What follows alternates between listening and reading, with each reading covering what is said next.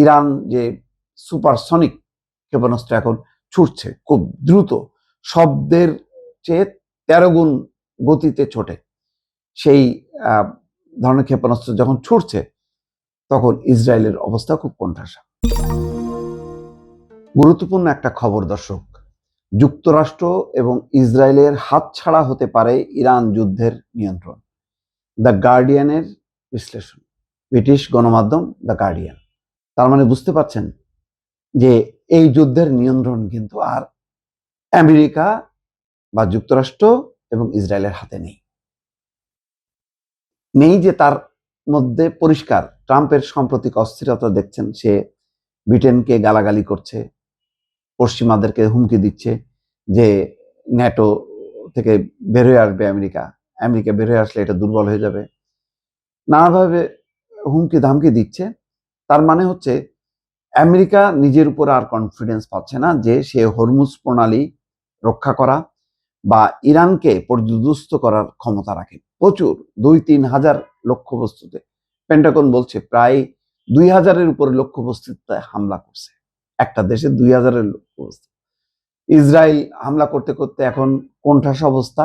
Interceptor বলে আকাশ প্রতিরক্ষা ব্যবস্থা শেষ তার, কারণ হামলা এই ড্রোন ক্ষেপণাস্ত্র ঠেকাইতে ঠেকাইতে তার সেই আকাশ প্রতিরক্ষা ব্যবস্থাগুলো ধ্বংস হয়ে গেছে, এখন আর ঠেকাইতে পারতেছে না। এবং ইরান যে সুপারসনিক ক্ষেপণাস্ত্র এখন ছুটছে খুব দ্রুত, শব্দের চেয়ে 13 গুণ গতিতে ছোটে, সেই ধরনের ক্ষেপণাস্ত্র যখন ছুটছে তখন ইসরায়েলের অবস্থা খুব কোণঠাসা। তো গার্ডিয়ান বলছে যে হরমুজ প্রণালীতে ইরানের অবরোধ বিশ্ব অর্থনীতিকে স্তম্ভিত করে দিলেও দেশটিতে ক্ষমতা পট পরিবর্তনের খুব একটা লক্ষণ নেই। অর্থাৎ হরমুজ প্রণালী যেভাবে অবরোধ করে ফেলছে ইরান, তাতে অর্থনীতি স্তম্ভিত হয়েছে এবং একই সঙ্গে এই দেশটার ক্ষমতার পট পরিবর্তনের কোনো লক্ষণ দেখা যাচ্ছে না। মধ্যপ্রাচ্যে নতুন এই যুদ্ধ শুরুর প্রথম দিনগুলিতে এই লড়াইয়ের নিয়ন্ত্রণ যুক্তরাষ্ট্র এবং ইসরায়েলের হাতে ছিল। তখন মুহুর্মুহু হামলা উড়াই দিল সর্বোচ্চ ধর্মীয় নেতাকে। তারপরে এমন অবস্থা, মানে প্রথম 2-3 দিন তো একেবারে কোণঠাসা ইরান, তারপরে ইরান আস্তে আস্তে ঘুরে দাঁড়াচ্ছে। এখন পরিস্থিতিটা একদম অনিশ্চিত।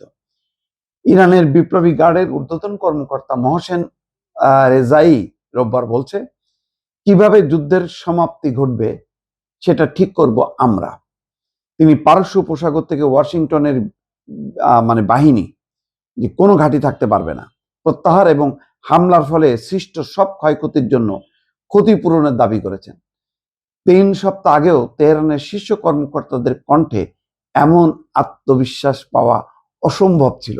এখন বলছে যে আমরা ঠিক করব, আমরা আলোচনায় যাব না। কখন আলোচনায় যাব না, যুদ্ধ কিভাবে ঠিক হবে আমরা নির্ধারণ করব এবং নেতানিয়াহুর শেষ দেখে আমরা ছাড়ব। ইসরায়েলের আকস্মিক হামলায় সর্বোচ্চ নেতা আয়াতুল্লাহ আলী খামেনির মৃত্যুর মধ্য দিয়ে এই যুদ্ধের সূচনা হয়। এরপর মার্কিন এবং ইসরায়েলি যুদ্ধ বিমানগুলো ইরানে অবাধে কয়েক হাজার লক্ষ্যবস্তুতে হামলা চালিয়ে তাদের সামরিক সক্ষমতার প্রমাণ দেয়। তাদের একমাত্র উল্লেখযোগ্য ক্ষয়ক্ষতি ছিল নিজেদের বাহিনীর ভুলে হওয়া কিছু ঘটনা। ইসরায়েল এবং যুক্তরাষ্ট্রের আগ্রাসনের জবাবে ইরান ইসরায়েলে ক্ষেপণাস্ত্র এবং ড্রোনের ব্যাপক আক্রমণ চালায়, যার বেশিরভাগই ইসরায়েলের বিমান প্রতিরক্ষা ব্যবস্থা রুখে দিয়েছে। এখন পর্যন্ত ইরানি হামলায় ইসরায়েলে 12 জন নিহত হয়েছে, যা গত বছরের স্বল্পস্থায়ী সংঘাতের তুলনায় অনেক কম। উপসাগরীয় দেশগুলো ইরানের লক্ষ্যবস্তু হলেও তাদের অবকাঠামো রক্ষা করতে পেরেছে, যদিও তাদের ইন্টারসেপ্টর ক্ষেপণাস্ত্রের মজুদ ফুরিয়ে যাওয়া নিয়ে বিতর্ক রয়েছে। নিয়ন্ত্রণ ফসকানোর নেপথ্যে যুক্তরাষ্ট্র এবং ইসরায়েল প্রতিদিন ইরানে হামলা চালিয়ে তাদের প্রচলিত সামরিক শ্রেষ্ঠত্ব প্রমাণ করলেও যুদ্ধের নিয়ন্ত্রণ এখন তাদের হাতছাড়া হয়ে যাচ্ছে বলে মনে করা হচ্ছে। ডোনাল্ড ট্রাম্প যুদ্ধের সময়সীমা নিয়ে ভিন্ন ভিন্ন সময় দিলেও সম্প্রতি জানিয়েছেন ইরানকে ছাড় দিতে বাধ্য করার মাধ্যমে এই যুদ্ধের অবসান হবে। অর্থাৎ ইরানকে বাধ্য করা হবে যাতে সে ছাড় দেয়, অর্থাৎ আর যুদ্ধ করব না এই কথা বললে তখন যুদ্ধবিরতি হবে। পিটার নিউম্যান, অধ্যাপক, নিরাপত্তা অধ্যয়ন বিভাগ, কিংস কলেজ লন্ডন, তিনি বলছেন, হরমুজ প্রণালী বন্ধের বিষয়ে যুক্তরাষ্ট্রের কোনো পূর্ব প্রস্তুতি ছিল না। আমার মনে হয় এখন নিয়ন্ত্রণ ইরানিদের হাতে। তবে অনেক বিশ্লেষক মনে করেন যুক্তরাষ্ট্র নিজেই নিজের অজান্তেই তার পরিকল্পনার চেয়ে অনেক দীর্ঘস্থায়ী যুদ্ধে আটকা পড়েছে, অর্থাৎ যেটা সে চায়নি সেই জালে সে আটকা পড়ে গেছে। সবচেয়ে বড় পরিবর্তনটি এসছে হরমুজ প্রণালী বন্ধ হওয়ার মাধ্যমে, যে পথ দিয়ে বিশ্বের 1/5 তেল এবং গ্যাস রপ্তানি হয়ে থাকে। এটি বিশ্ব অর্থনীতিতে বড় ধরনের ধাক্কা দিয়েছে এবং তেলের দাম আকাশচুম্বী করেছে।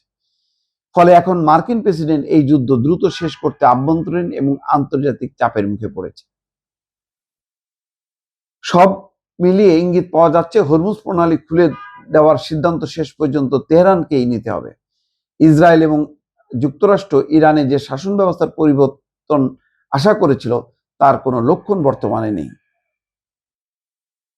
জেরুজালেমের হিব্রু ইউনিভার্সিটির সামরিক ইতিহাসের অধ্যাপক ড্যানি ওরবাক অবশ্য মনে করেন এখনো ইসরায়েল এবং যুক্তরাষ্ট্রই যুদ্ধের গতিপথ নিয়ন্ত্রণ করছে। তার মধ্যে ইরানের ক্ষেপণাস্ত্র উৎক্ষেপণ ব্যবস্থা শেষ হয়ে আসায় তেহরান বাধ্য হয়ে যুদ্ধ ছড়িয়ে দিচ্ছে, তাতে এটি কোনোভাবে থামানো যায়।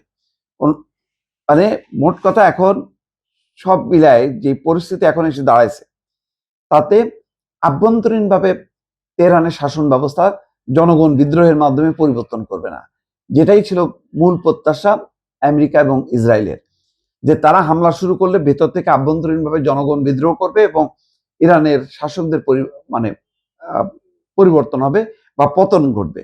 কিন্তু সেটা ঘটেনি, না ঘটায় বরং ইরানের জনগণ এখন ঐক্যবদ্ধ হয়েছে। আর ইরান যাতে পরাজিত না হয় সেই জন্য সামরিক যোগান বা অন্যান্য সমস্ত সাপোর্ট এখন দিচ্ছে কিন্তু রাশিয়া এবং চীন যৌথভাবে। ফলে এখন ইরান অনেক বেশি আত্মবিশ্বাসী হয়ে যুদ্ধ করছে। এই কারণেই বলা হচ্ছে যে যুদ্ধের নিয়ন্ত্রণ যুক্তরাষ্ট্র এবং ইসরায়েলের হাতছাড়া হয়ে গেছে। দর্শক।